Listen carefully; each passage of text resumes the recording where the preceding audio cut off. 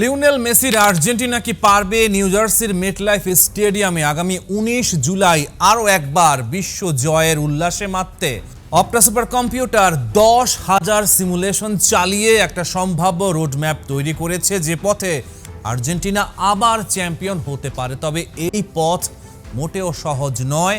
কাঁটা বিছানো এক রুদ্ধশ্বাস রোডম্যাপ পার হতে হবে বিশ্ব চ্যাম্পিয়নদের। গ্রুপ পর্ব চ্যাম্পিয়নদের অভিশাপ ভাঙার মিশন। ২০১০ সালে ইতালি, ২০১৪ সালে স্পেন কিংবা ২০১৮ সালে জার্মানি ডিফেন্ডিং চ্যাম্পিয়নদের গ্রুপ পর্ব থেকে বিদায় নেয়ার ভূত তাড়া করে বেড়াচ্ছে ফুটবলকে। লিওনেল স্কালোনির আর্জেন্টিনা এবার গ্রুপ জেতে আলজেরিয়া, অস্ট্রিয়া এবং জর্ডানের মুখোমুখি হবে। তুলনামূলক সহজ প্রতিপক্ষ। কাগজে কলমে এই গ্রুপ পার হওয়া আর্জেন্টিনার জন্য স্রেফ সময়ের ব্যাপার। অপটা সুপার কম্পিউটারের ভবিষ্যৎবাণী অনুযায়ী স্পেনের পর আর্জেন্টিনায় দ্বিতীয় সর্বোচ্চ সম্ভাবনা নিয়ে নকআউট পর্বে পা রাখবে। গ্রুপ চ্যাম্পিয়ন হিসেবে নকআউটে গেলে আর্জেন্টিনার জন্য অপেক্ষা করছে এক চিরচেনা লাতিন যুদ্ধ। রাউন্ড অফ 32 মায়ামির বুকে লাতিন ক্লাসিকো। গ্রুপ চ্যাম্পিয়ন হলে আগামী ৩ জুলাই মায়ামি গার্ডেন্সে আর্জেন্টিনা মুখোমুখি হবে গ্রুপ এইচ এর রানার্স আপের, যা বর্তমান প্রজেকশন অনুযায়ী হতে চলেছে মার্সেলো বিয়েলসার উরুগুয়ে। উরুগুয়ের বিপক্ষে আর্জেন্টিনার সাম্প্রতিক রেকর্ড দুর্দান্ত। শেষ ৯ ম্যাচের মাত্র একটিতে হার, বাকি ৮ ম্যাচের ৭টিতেই উরুগুয়েকে কোনো গোল করতে দেয়নি আর্জেন্টিনা।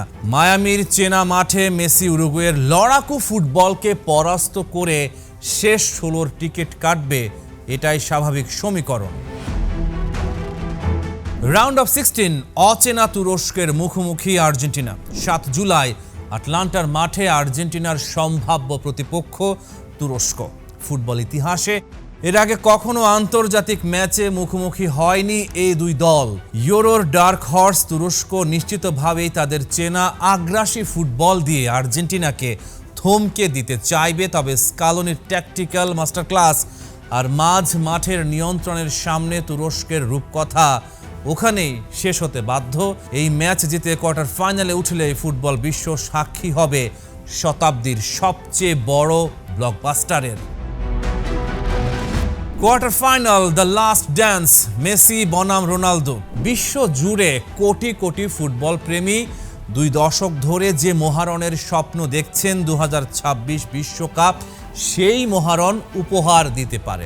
কোয়ার্টার ফাইনালে আর্জেন্টিনার সামনে পর্তুগাল, ক্রিস্টিয়ানো রোনালদো বনাম লিওনেল মেসি বিশ্বকাপের মঞ্চে প্রথম এবং শেষ বারের মতো মুখোমুখি হওয়ার সম্ভাবনা রয়েছে।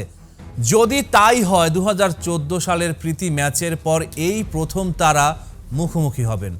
অপটা সুপার কম্পিউটার বলছে ২০২২ বিশ্বকাপে নেদারল্যান্ডস, ক্রোয়েশিয়া ও ফ্রান্সের মতো ইউরোপীয় পরাশক্তিদের যেভাবে আর্জেন্টিনা গুঁড়িয়ে দিয়েছিল, সেই একই মানসিকতা নিয়ে পর্তুগালকে বিদায় করে মেসির শেষ যাত্রা অক্ষুণ্ণ থাকবে। সেমিফাইনাল, ইংল্যান্ডের বিপক্ষে ঐতিহাসিক শত্রুতা। সেমিফাইনালে আর্জেন্টিনার জন্য অপেক্ষা করছে তাদের চিরশত্রু ইংল্যান্ড। ফুটবল ইতিহাসের সবচেয়ে বিতর্কিত এবং রোমাঞ্চকর ম্যাচগুলো হয়েছে এই দুই দেশের মধ্যে। ১৯৮৬ সালে দিয়েগো মারাদোনার সেই বিখ্যাত হ্যান্ড অফ গড এবং শতাব্দীর সেরা গোলের পর ১৯৯৮ সালে ডেভিড বেকহামের লাল কার্ড। ইংল্যান্ড বনাম আর্জেন্টিনা মানেই উত্তেজনায় ঠাসা। ২০০২ সালের পর এই প্রথম বিশ্বকাপের মঞ্চে দেখা হতে পারে এই দুই দলের। ইতিহাস বলছে আর্জেন্টিনা যখনই বিশ্বকাপের সেমিফাইনালে উঠেছে তারা কখনো হারেনি। ১৯৩০, ১৯৮৬, ১৯৯০, ২০১৪, ২০২২। অপটা সুপার কম্পিউটার বলছে এবারও থ্রি লায়নদের স্বপ্নভঙ্গ করে টানা দ্বিতীয়বারের মতো ফাইনালে ওঠার রেকর্ড গড়বে আর্জেন্টিনা। ফাইনাল, ইউরো চ্যাম্পিয়ন বনাম কোপা চ্যাম্পিয়নের মহাযুদ্ধ। ১৯ জুলাই নিউ জার্সির মেটলাইফ স্টেডিয়ামে ফাইনালের মঞ্চ। একদিকে ২০২৪ সালের ইউরো চ্যাম্পিয়ন ও টুর্নামেন্টের হট ফেভারিট স্পেন, অন্যদিকে কোপা আমেরিকা ও বিশ্ব চ্যাম্পিয়ন আর্জেন্টিনা। মেসির বার্সেলোনার পুরনো সতীর্থ এবং স্প্যানিশ ফুটবলের তিকি তাকার বিপক্ষে আর্জেন্টিনার আধুনিক লা নুয়েস্ত্রা শৈলীর লড়াই। এই ফাইনালে জিতলে লিওনেল মেসি ইতিহাসের প্রথম অধিনায়ক হিসেবে টানা 2টি বিশ্বকাপ মুচিয়ে ধরার অনন্য কীর্তি গড়বেন, যা পেলে বা মারাদোনাও করতে পারেননি। 4 বছর আগে কাতার জয় করে বিশ্ব ফুটবলের সিংহাসনে বসেছিল আর্জেন্টিনা। আর মাত্র কয়েকদিন পর 2026 বিশ্বকাপে সেই মুকুট ধরে রাখার মিশন শুরু করছে লিওনেল মেসির দল। কিন্তু ডিফেন্ডিং চ্যাম্পিয়নদের অন্দর মহলে এখন শুধুই আশঙ্কার কালো মেঘ, আর সেই মেঘের নাম ইনজুরি। পরিস্থিতি এতটাই ঘোলাটে যে খোদ আর্জেন্টাইন কোচ লিওনেল স্কালোনি স্কোয়াডের সবাইকে এক চরম হুঁশিয়ারি দিয়ে বসেছেন। স্কালোনি স্পষ্ট ভাষায় বলেছেন, যারাই দলের জন্য ন্যূনতম ফিটনেস বা অ্যাভেলেবিলিটি দেখাতে পারবে না, তাদের বিশ্বকাপ স্কোয়াড থেকে বাদ দেয়া হবে। স্কালোনি কোনো আবেগের জায়গা রাখছেন না, কিন্তু কেন হুট করে এত কঠোর হতে হলো আলবিসেলেস্তে কোচকে? কেন মেসির আর্জেন্টিনার বিশ্বকাপ ধরে রাখার স্বপ্নে সবচেয়ে বড় বাধা হয়ে দাঁড়িয়েছে ফুটবলারদের ফিটনেস? ইনজুরির লম্বা তালিকা। কারা আছেন ঝুঁকিতে? কানসাস সিটিতে আর্জেন্টিনার প্রথম দিনের প্র্যাকটিস সেশন থেকে একটা বিষয় পরিষ্কার ছিল। দলের বড় একটা অংশ মাঠের চেয়ে জিমনেসিয়াম আর রিহ্যাব সেন্টারে বেশি সময় কাটাচ্ছে। এমিলিয়ানো দিবু মার্তিনেজ, আর্জেন্টিনার গোল পোস্টের নিচে যে প্রাচীর দলের সবচেয়ে বড় ভরসা, সেই দিবু মার্তিনেজ ক্যাম্পে যোগ দিয়েছেন আঙুলের ফ্র্যাকচার বা ভাঙা নিয়ে। একজন গোলকিপারের জন্য হাতের আঙুলের চোট কতটা মারাত্মক তার বলার অপেক্ষা রাখে না। লিয়ান্দ্রো পারেদেস, মাঝ মাঠের অন্যতম ইঞ্জিন পারেদেস ভুগছেন হ্যামস্ট্রিং ইনজুরিতে। গতি এবং ট্যাকল দুটি জায়গাতেই যা তাকে ভোগাচ্ছে। ক্রিস্টিয়ান রোমেরো, হুলিয়ান আলভারেস, রক্ষণ ভাগের মূল স্তম্ভ রোমেরো এবং আক্রমণ ভাগের ধারালো অস্ত্র হুলিয়ান আলভারেস দুজনেই পুরোপুরি ফিট নন। ক্লাবের হয়ে লম্বা মৌসুম শেষ করে তারা ক্লান্তি ও ছোটখাটো চোটে ভুগছেন। এছাড়াও নিকো গনজালেস, তরুণ তুর্কি নিকো পাস, নাহুয়েল মলিনা এবং গনসালো মন্টিয়েল সবাই কোনো না কোনো শারীরিক সমস্যায় ভুগছেন। তার মানে ডিফেন্স, মিডফিল্ড থেকে শুরু করে অ্যাটাকিং লাইন সবখানেই ইনজুরির থাবা। তবে আর্জেন্টিনার সমর্থকদের জন্য একমাত্র স্বস্তির খবর হলো মহাতারকা লিওনেল মেসি তার শারীরিক সমস্যা থেকে বেশ ভালোভাবেই সেরে উঠেছেন।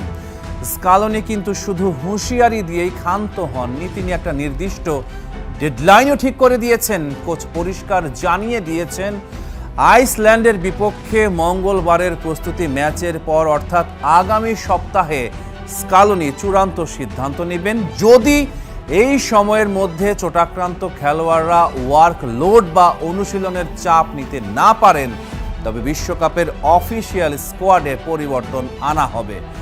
স্কালোনি বলেছেন, আপাতত আমরা কাউকে বাড়তি ঝুঁকিতে ফেলিনি, কিন্তু আগামী সপ্তাহে আমরা তাদের ফিটনেসের সর্বোচ্চ পরীক্ষা নেব। সেখানে বোঝা যাবে কে টিকবে আর কে বাদ পড়বে। এই ইনজুরি সংকট স্কালোনিকে নতুন কিছু ভাবতেও বাধ্য করছে। অ্যাথলেটিকো মাদ্রিদের হয়ে দুর্দান্ত মৌসুম শেষ করা মুসো এবং অভিজ্ঞ জেরোনিমো রুলির মধ্যে এখন ব্যাকআপ গোলকিপার হওয়া তীব্র লড়াই চলছে। বর্তমান বিশ্ব চ্যাম্পিয়ন হিসেবে আর্জেন্টিনার ওপর প্রত্যাশার চাপ আকাশচুম্বী। তবে স্কালোনি মনে করেন এই চাপ নতুন কিছু নয়। তার মতে আর্জেন্টিনা সব সময়ই বিশ্বকাপে ফেভারিট হিসেবে মাঠে নামে এবং তার দলের ছেলেরা এই চাপ সামলাতে অভ্যস্ত। তবে এবারের মিশনটা কাতার বিশ্বকাপের চেয়েও অনেক বেশি কঠিন হতে চলেছে, কারণ গুরুত্বপূর্ণ ফুটবলাররা শতভাগ ফিট নন।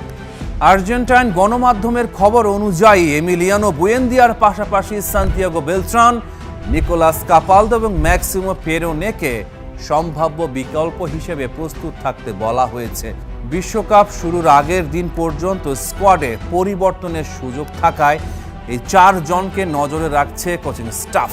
লিওনেল স্কালোনি তার কঠোর সিদ্ধান্তের মাধ্যমে একটা বার্তা পরিষ্কার করে দিয়েছেন, নাম কিংবা অতীত পারফরম্যান্স নয়, বিশ্বকাপ কেবল তারাই খেলবে যারা মাঠে শতভাগ দিতে প্রস্তুত। লিওনেল স্কালোনি স্বপ্ন বিক্রি করেন না, বিক্রি করেন রেজাল্ট। আর্জেন্টিনা স্কোয়াডে একটা কথা ক্রিস্টাল ক্লিয়ার, স্কালোনি কোনো এক্সপেরিমেন্ট বা স্রেফ হাইপের পেছনে ছোটেননি। ভরসা রেখেছেন তার সেই পুরনো পরীক্ষিত উইনিং কম্বিনেশনের উপর। কেন এই চেনা ফর্মুলাই আবারও ইতিহাস গড়তে পারে? এই স্কোয়াডের মূল মন্ত্র একটাই, ট্রাস্ট, কেমিস্ট্রি এবং রিলায়েবিলিটি।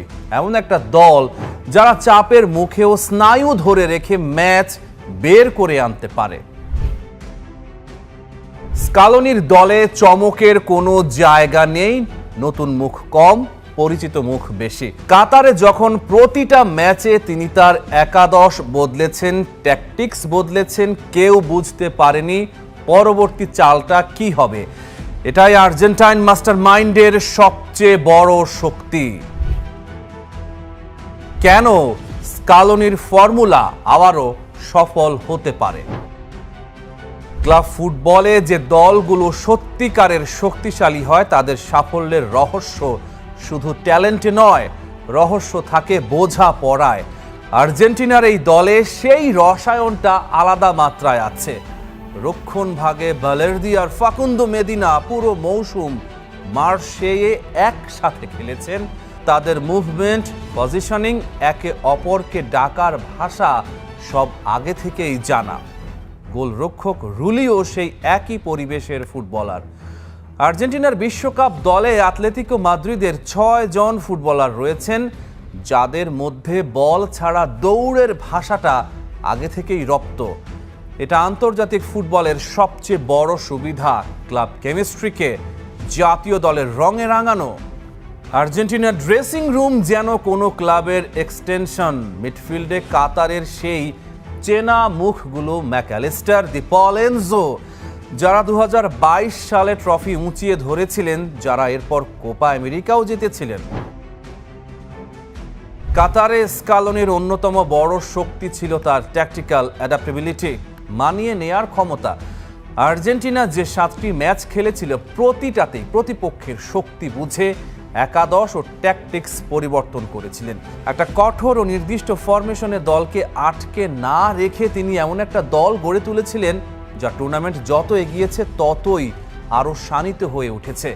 স্কালোনি এখন সেই একই দর্শনে আস্থা রাখছেন। অভিজ্ঞ রক্ষণভাগ, চেনা মিডফিল্ড জুটি থেকে শুরু করে লিওনেল মেসি, হুলিয়ান আলভারেজ এবং লাউতারো মার্টিনেজের নেতৃত্বাধীন আক্রমণ ভাগ, সব মিলিয়ে এটা এমন একজন কোচের ভাবনার প্রতিফলন যিনি বিশ্বকাপের বছরে নতুন কোনো পরীক্ষা নিরীক্ষায় বিশ্বাসী নন। লিওনেল মেসির কারণেই কি আর্জেন্টিনা ফেভারিট? ইন্টার মায়ামির হয়ে অবিশ্বাস্য ফর্মে রয়েছেন মেসি। শেষ 5টি ম্যাচে তিনি 12টি গোলে সরাসরি অবদান রেখেছেন। টুর্নামেন্টে নামার আগে তার এই দুর্দান্ত ফর্ম আর্জেন্টিনাকে আবারও ট্রফি জেতার অন্যতম প্রধান দাবিদার হিসেবে শক্তিশালী অবস্থানে দাঁড় করিয়েছে। যদিও তার ফিটনেস নিয়ে প্রশ্ন রয়েছে, কিন্তু 4 বছর ধরে মেসি এই বিশ্বকাপের জন্যই নিজেকে প্রস্তুত করেছেন। হয়তো তার গতি কমেছে, কিন্তু ভিশন এবং গেম রিড করার ক্ষমতা আরও বেড়েছে। উত্তর আমেরিকার মাটিতে খেলা, লাতিন আমেরিকার সুবিধা। আর একটা গুরুত্বপূর্ণ বিষয় হলো বিশ্বকাপের ভেন্যু। ঐতিহাসিকভাবে আবহাওয়া ও পারিপার্শ্বিক অবস্থার কারণে উত্তর বা দক্ষিণ আমেরিকায় আয়োজিত বিশ্বকাপগুলোতে ইউরোপীয় দেশগুলোকে বেশ বেগ পেতে হয়েছে। বাস্তবিক অর্থে জার্মানি একমাত্র ইউরোপীয় দেশ যারা আমেরিকার মাটিতে বিশ্বকাপ জেতার কীর্তি গড়েছে। 2014 সালে ব্রাজিলের মাঠে উত্তর আমেরিকার গরম আর্দ্র পরিবেশে ইউরোপীয় দলগুলো শারীরিক শক্তির দিক থেকে পিছিয়ে পড়তে পারে, বিশেষ করে ম্যাচের শেষ দিকে। বিশ্বকাপের মাত্র 2টি দেশ নিজেদের শিরোপা সফলভাবে ধরে রাখতে পেরেছিল। 1938 সালে ইতালি এবং 62 সালে ব্রাজিল।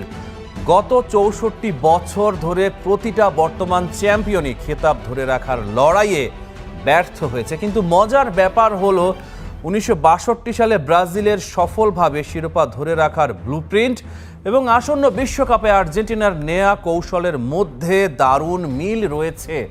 1958 সালে সুইডেনের মাটিতে বিশ্বকাপ জয়ের 4 বছর পর ব্রাজিল 1962 সালে আবারও টুর্নামেন্টে ফিরে ফাইনালের একাদশের 11 জনের মধ্যে 9 জন খেলোয়াড়কে নিয়ে তারা সেই পরীক্ষিত দলের উপর আস্থা রেখেছিলেন যারা জানতো বিশ্ব চ্যাম্পিয়ন হতে কি প্রয়োজন। স্কালোনি এখন সেই একই ছকে দলকে খেলাবেন। ফুটবল ইতিহাসে এমন ঘটনা বিরল, একটা দল বিশ্বকাপ জিতে ফেরে আর 4 বছর পরেও সেই একই কোর গ্রুপকে নিয়ে মাঠে নামে। এটাই লিওনেল স্কালোনির দর্শন। কাতার বিশ্বকাপের 26 জনের মধ্যে 17 জন খেলবেন 2026 বিশ্বকাপে। বাকিদের মধ্যে জিওভানি লো সেলসো ও নিকো গঞ্জালেস চোটের কারণে কাতার বিশ্বকাপে খেলতে পারেননি। তার মানে মূল কাঠামো প্রায় অক্ষুণ্ণ। মিডফিল্ড আর্জেন্টিনার গোপন অস্ত্র। আন্তর্জাতিক ফুটবলে মিডফিল্ড দিয়ে ম্যাচের চিত্রনাট্য লেখা হয়। আর্জেন্টিনার সেই চিত্রনাট্য এখন পৃথিবীর সেরাদের মধ্যে একটা। অ্যালেক্সিস ম্যাকঅ্যালিস্টার লিভারপুলের ইঞ্জিন রুমে বছরের পর বছর যে ডেপথ ও মার্কসম্যানশিপ দেখিয়েছেন সেটা এখন আর্জেন্টিনার রং পরে মাঠে নামে। এনজো ফার্নান্দেজের বক্স টু বক্স ক্যাপাসিটি অসাধারণ। ডিফেন্সিভ ডিউটি থেকে শুরু করে অ্যাটাকিং রানে শেষ পুরো স্পেকট্রাম জুড়ে কাজ করতে পারেন তিনি। রদ্রিগো দি পলের ওয়ার্ক রেট ও প্রেসিং ইন্টেন্সিটি প্রতিপক্ষকে নিঃশ্বাস নিতে দেয় না। এই 3 জনের সাথে যোগ হয়েছেন লো সেলসো, যিনি কাতারে যেতে পারেননি। তার মানে স্কালোনির হাতে এখন মিডফিল্ডে রোটেশনের বিলাসিতাও আছে। একটা বিশ্বকাপে 7টা ম্যাচ খেলতে হয়। ফ্রেশ লেগস মানে ফ্রেশ আইডিয়া। মেসি আর্জেন্টিনার আক্রমণের একমাত্র কেন্দ্র নন। 38 বছর বয়সে 6ষ্ঠ বিশ্বকাপে পা রাখবেন লিওনেল মেসি। টুর্নামেন্ট চলার মাঝেই পেরোবেন 39। কাতার বিশ্বকাপ জয়ের পর এই বিশ্বকাপের পরই সম্ভবত আন্তর্জাতিক ফুটবলকে বিদায় জানাবেন তিনি। অর্থাৎ তার টিম মেটরা জানেন এটাই শেষ সুযোগ মেসির বিদায়কে সোনালি করে দেয়ার। সেই আবেগটা এখন একটা অদৃশ্য ইঞ্জিন হিসেবে কাজ করবে। কিন্তু বাস্তবতা হলো হ্যামস্ট্রিংয়ে অতিরিক্ত চাপের খবর উঠে এসেছে। 90 মিনিট ধরে 7 ম্যাচ দৌড়ানো 38 বছরে সম্ভব নয়। স্কালোনি তাই কৌশল বদলেছেন। মেসিকে এখন আর আক্রমণের একমাত্র কেন্দ্র ধরা হচ্ছে না। অ্যাটাক মেসির বাইরেও অপশন রয়েছে। কাতারে মেসি না জ্বললে আর্জেন্টিনা অন্ধকারে হাতড়াতো। এবার সেই দুর্বলতা অনেকটাই কেটেছে। হুলিয়ান আলভারেজ এখন আর্জেন্টিনার আক্রমণের মেরুদণ্ড। আতলেতিকো মাদ্রিদে এই মৌসুমে তার পারফরম্যান্স ছিল দুরন্ত। তিনি মেসির রানিং করতে পারেন, সেন্টার ফরওয়ার্ড হিসেবে খেলতে পারেন, আবার নম্বর 10-এর ভূমিকায় নেমে লাউতারো মার্তিনেজের জন্য স্পেস তৈরি করতে পারেন। লাউতারো নিজে ইন্টার মিলানে যে ফর্মে আছেন তা ইউরোপের যে কোনো ডিফেন্সের কাছে আতঙ্কের কারণ। নিকো পাজ কোমোতে যা করেছেন, একজন ক্রিয়েটিভ প্লেমেকার হিসেবে তাতে সাব হিসেবে এসে ক্লান্ত ডিফেন্সকে ছিন্ন ভিন্ন করে দেওয়ার ক্ষমতা রাখেন। ভ্যালেন্তিন বার্কো হতে পারেন দি মারিয়ার লো-ফাই ভার্সন।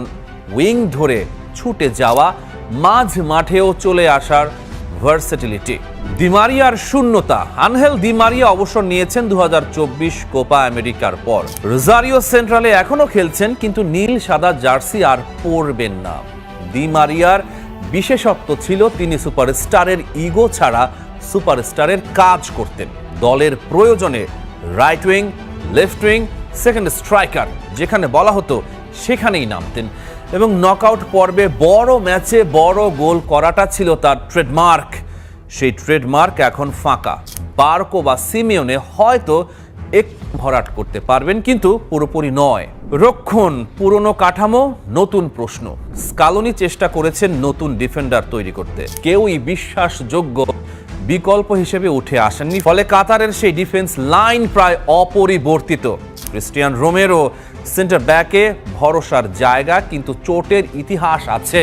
ওতামেন্দি 38 বছরে এখনো লড়ছেন, কিন্তু কাতারে, অস্ট্রেলিয়া, নেদারল্যান্ডস ও ফাইনালে ফ্রান্সের বিপক্ষে আর্জেন্টাইন ডিফেন্স বারবার ভেঙেছে। দিবু মার্তিনেজের লাইন সেভ না থাকলে গল্পটা অন্যরকম হতে পারত। এবারও সেই একই রক্ষণ, বয়স আরো 4 বছর বেড়েছে। মাস্টার মাইন্ড স্কালোনি প্রাথমিক স্কোয়াডে দিবালার মতো তারকা সুযোগই পাননি। ফর্মের তুঙ্গে থাকা বুয়েন্দিয়া জায়গা করে নিতে পারেননি চূড়ান্ত দলে। কাতার বিশ্বকাপের পারফর্মার আকুনিয়াও বাদ। স্কালোনির সমালোচনা চলছে, কিন্তু ভুলে গেলে চলবে না স্কালোনি সেই কোচ যিনি জানেন তার দলে কোন পজিশনে কাকে দরকার। কোপা, বিশ্বকাপ, কোপাজয়ী কোচকে ইন্টারন্যাশনাল ফুটবলের অন্যতম সেরা কোচ হিসেবেই বিবেচনা করে দুনিয়া।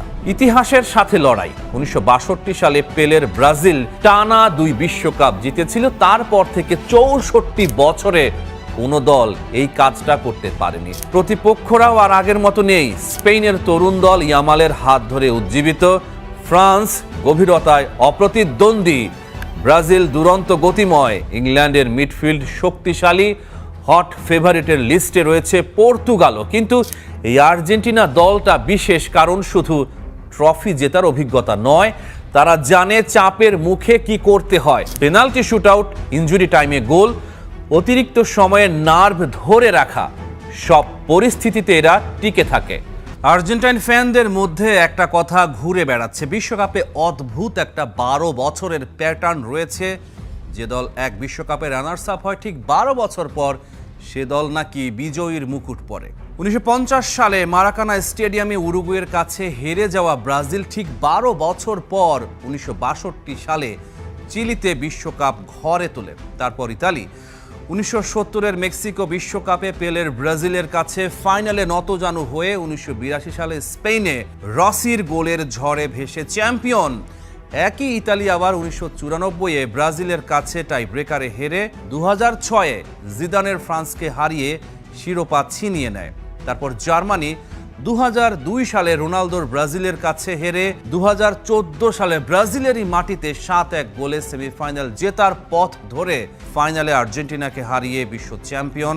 কাজেই যে হিসাবটা মেলে তাতে 2014-তে রানার্স আপ আর্জেন্টিনার 2026 সালে চ্যাম্পিয়ন হওয়ার পালা এসেছে। কিন্তু ফুটবল কি এতটাই অঙ্কের খেলা?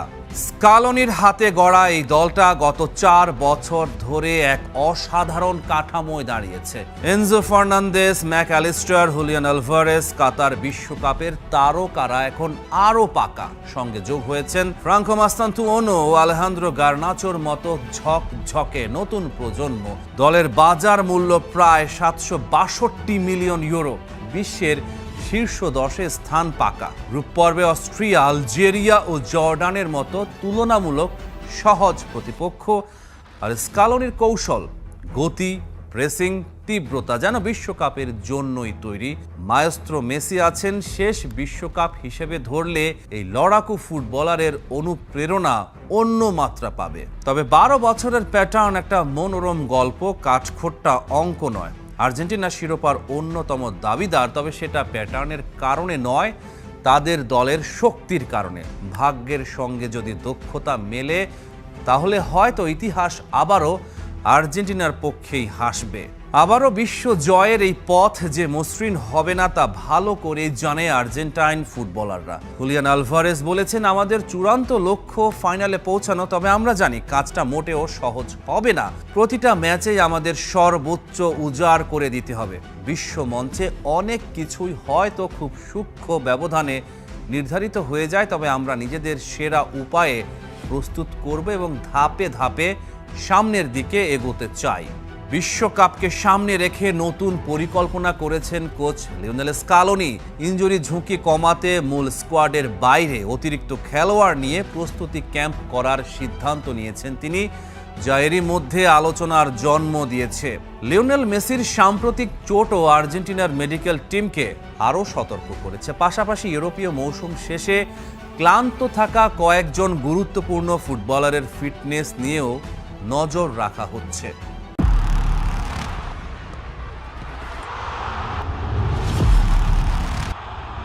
আপাতত লিওনেল মেসিকে নিয়ে শঙ্কা নেই। আর্জেন্টিনার বিশ্বকাপ প্রস্তুতি ম্যাচেও তার খেলার সম্ভাবনা বেশি।